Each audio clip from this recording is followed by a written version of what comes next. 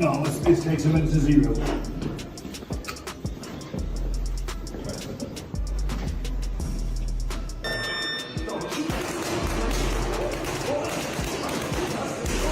A real boxer, real champion boxer. That the only other time he was in for the fans to get mad with that was against Fury's Tommy Fury, but it wasn't that level, obviously, and all the size things you just rightfully pointed out.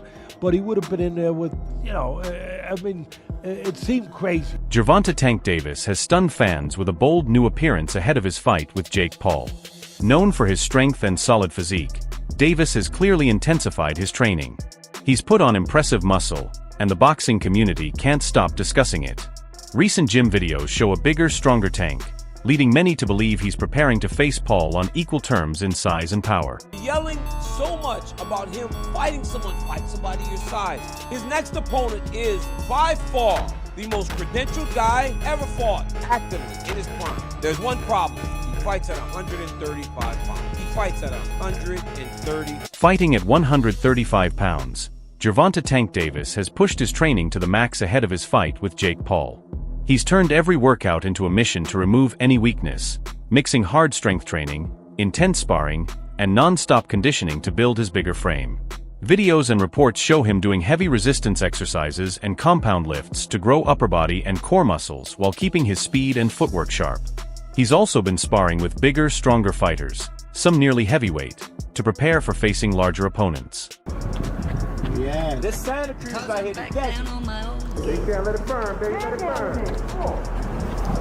Mind over matter, son, mind over matter. This is the blue zone. Ain't nobody doing no shit like this. Come in the desert. Nigga trying to stay away from the desert, he come in the desert. When the night Camera. Oh, Okay, light, camera, action. light action. Cap. Come on, turn him out.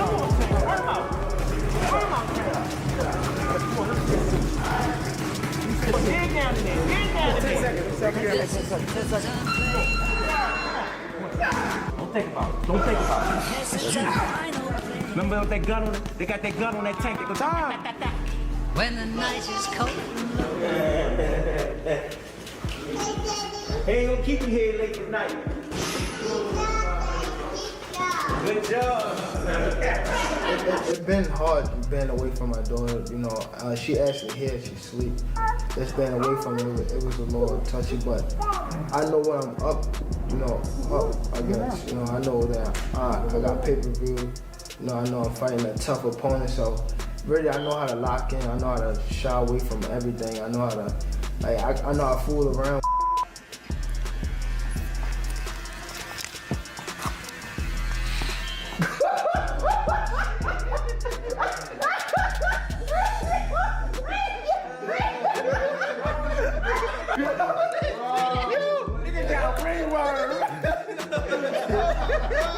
I said 10, huh? No, don't do that. I can't go on TV looking like that. However, Jake Paul usually fights at a much heavier weight, and their bout will have a 195 pounds limit with 12-ounce gloves for both fighters. For Davis, who normally competes around 135 pounds, this is a huge jump in size and power. This difference has raised concerns among fans and analysts. Many worry that gaining too much muscle could slow Davis down and reduce the speed and explosiveness that have been his biggest strengths in the ring. Paul Tank Davis fight got moved to Miami. I think Jake wins. Jake's just so big, dude. I think Jake wins. This is different because it's similar. It's similar to Logan versus Mayweather, but Jake Paul now obviously is way more advanced than where Logan was at that moment in time. I mean, it's just fucking sick. I mean, yeah, no, but dude, Did you Jake. ever watch his highlights? Jake can crack, man. He's so sick. I love that guy, bro. Tank is not the guy that knows how to sell a fight. Tank cannot sell a fight in his own division. You have the Paul brothers and they come over to boxing. Their idea from day one is we don't have the skills or the experience. What we're gonna do is we'll take on the absolute best guys, but they're gonna spot us some pounds. Tank has one job to do, that it doesn't make any difference, that boxing is a real sport. My skills versus your skill, of which I am an abundance of and of which you have none of. Tank is telling anybody that will listen that there's a size problem. My skills and my experience in boxing, I do not have to wonder who's in the bar tonight. Any bar I go to, I rule the bar. No, it turns out that you don't. Just need some big guy to corner you, apparently. Boxing has never stood its ground. Boxing has never been able to explain why Floyd needed a half hour to get rid of a guy who's never boxed before. Tank Davis has already began this. When you choose a dum-dum, don't be surprised when he goes out and acts like a... UFC President Dana White spoke openly about the possibility of a fight between Jake Paul and Gervonta Davis. He said most fans aren't very excited about it, but admitted the matchup could still work in Tank's favor. Davis has been facing negative press and losing attention outside the ring, so Paul's offer might be a perfect way for him to regain the spotlight and earn big money. White explained that while many see the fight as a joke, it could give Davis valuable exposure and a financial boost. He also noted that Paul's height, reach, and raw power would allow him to constantly pressure Davis, using his size to clinch, lean in, and limit Tank's attacks. While White recognized Davis's skill and punching power, he argued that once a smaller fighter enters Paul's weight range, those advantages might not be enough. Ultimately, he described the fight not as a boxing showcase, but as a challenge to see if Davis can handle and push back against Paul's overwhelming physical advantage. Jake Paul to beat Gervonta Davis. This is not a fight that I'm excited for at all. I would rather have Gervonta Davis fighting in a real boxing match against the likes of Lamont Roach, Shakur Stevenson, Keyshawn Davis, Emmanuel Navarrete, anybody that is in the 135-pound division and around. That's where I want to see Gervonta Davis fight. However, we live in a world where everybody is trying to do things as big as possible. And the biggest fights possible right now, unfortunately for the sport of boxing, is an exhibition fight between Jake Paul and Gervonta Davis. So, I do like it for this reason, though. I like it because it is allowing Gervonta Davis to have a fight that is going to be big and that the mainstream media is going to have to cover, the mainstream media outside the world of boxing. Gervonta Davis has been, without a doubt, blocked, having venues blocked, having fighters, having other promoters paying fighters away to go different directions from Gervonta Davis. So Gervonta Davis was in a bit of a hole, and he gets an opportunity to fight Jake Paul for $200 million or whatever. I don't mind it at all. As long as Gervonta Davis comes back to the world of boxing after he gets done with this, hey man, you got your money, no worries. But you gotta love Dana White having the audacity to pick Jake Paul in this fight, and says something to the effect that, hey, he was talking to Logan Paul and said, hey, when you were fighting Floyd, you know, there was this, you're a gigantic guy, big size difference. There was a time when Floyd Mayweather Jr. had an overhand right that landed flush on Jake Paul. Bare-knuckle fighter and former UFC contender Mike Perry didn't hold back on the rumored fight between Gervonta Davis and Jake Paul. He criticized Davis, calling it a money grab, and argued that Tank should be going after real boxing challenges instead. Perry questioned whether Davis still has the same passion and drive that once made him a world champion. To him, taking on a YouTuber-turned-boxer shows Davis might care more about fame and money than his legacy. Perry even suggested that Jake Paul's work ethic and determination could now be stronger than Davis's. His comments quickly sparked debate among fans, bringing the focus back to what truly motivates Tank at this stage of his career. Big Tank has a lot of skill, but I don't think he's the same Tank that we saw the most incredible knockouts. We saw him, Lamont Roach performed great. They went to draw, and I just don't know. And Tank walked away. I don't know if he loves it enough to beat a guy who outweighs him by 80 to 100 pounds. At the face-off with Jake Paul, Gervonta Davis seemed unusually tense, a rare sight for the normally confident knockout king. Observers pointed out his stiff posture, limited eye contact, and controlled expressions, suggesting that Paul's bigger size might have made an impression. Facing such a larger opponent, Davis appeared aware of the tough physical challenge ahead.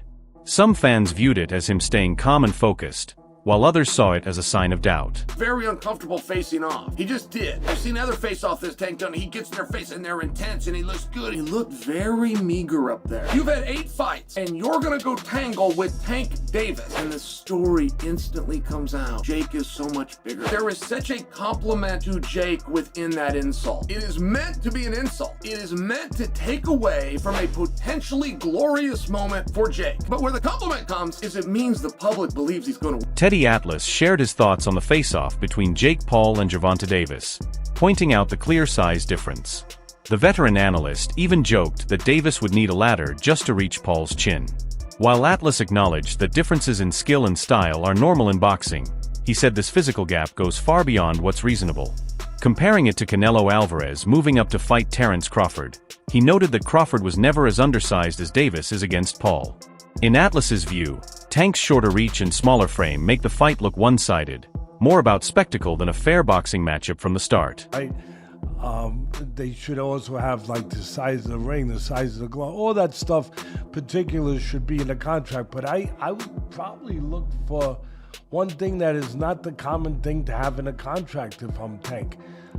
A ladder. A ladder. Can I get a ladder? Somebody? You know what I mean? Hey, look, all kidding aside, if he hits him on the chin the way he can punch, Jake might be doing a dance. You know what I mean? Not voluntarily either. But we'll get into that more later. The thing that I'm talking about right here is what you said. It was stark. The size difference was really, you couldn't ignore it. We understand the talent difference, the experience difference. We understand all of that. But the size, the pure, and we understand small guys can beat big guys. We just saw Crawford do it to Canelo, but a little different. The size difference was, it was eye-catching, jaw-dropping, and it made me think, and I'm going to ask Richie, our man here who's doing all the taping, who does such a marvelous job. I'm going to ask him, because I know he's an expert in this area, but it reminded me of one of the Rocky movies where they had the face, where they did the wrestling thing with Rocky and Hulk Hogan, a.k.a. Thunderlips. He was Thunderlips back there. And I thought I had it right, and it was confirmed to me. It's Rocky. Shakur Stevenson spoke frankly about the rumored Jake Paul versus Gervonta Davis fight, calling it a bad matchup for boxing. The undefeated champion said the fight doesn't make much sense competitively and appears aimed more at money than testing real skill. He emphasized that the big size difference makes the bout feel more like a spectacle than a true boxing contest. Maybe he'll fight Jake Paul instead. What do you think of that? I think that's terrible. Why? I get it, because at the end of the day, it's the money business, and you want to make the most money, but from what I'm hearing, he can make more money in a fight with me, and if that's the case, why not fight me? Sure. Do you think he beats Jake Paul? Do I think he beats Jake? Yeah. It's a huge size advantage, though. It is, but I think Tank got the skills to make sure he come out on top. Do you think that Jake has gone better? Yeah, I think actually Jake got tremendously better from the time frame that he started till now. And in the right situation, I also could see him become a world champion. Really? Leonard Ellerby explained that Tank had gone through many personal challenges and wasn't ready to take on more stress at that time. This lack of motivation is why the fight didn't happen, even though fans expected it. Ellerby said Tank was focusing on his personal life instead of proving himself in the ring, and leaving Roach was his way of avoiding extra pressure. Ellerby said, to tell you the truth, Gervonta Davis couldn't get up for Lamont Roach. And what does that mean? It means that he could not get inspired, that he was not motivated to fight Lamont Roach, that his mind was not in a place where it was like, yeah, okay, let's get it, and he was going to war with Lamont Roach. He was going through the motions with Lamont Roach, during the training camp and could never really get himself motivated to really give the best of himself against Lamont Roach, and that probably affected him during training and during the fight. And that is something that can happen, especially if you really look back on what happened with the Lamont Roach fight and all of the ups and downs about that fight being made. Because first, if you recall, he wasn't supposed to be fighting Lamont Roach. The person he was supposed to be fighting was Vasily Lomachenko. You know, the guy that everybody says that he doesn't want to fight, that he didn't want to fight. Gervonta Davis was up and prepared to fight Vasily Lomachenko. Jake Paul's approach to boxing often focuses more on promotion than real competition. Instead of going after rankings or official titles, he chooses opponents who create viral attention and big paydays.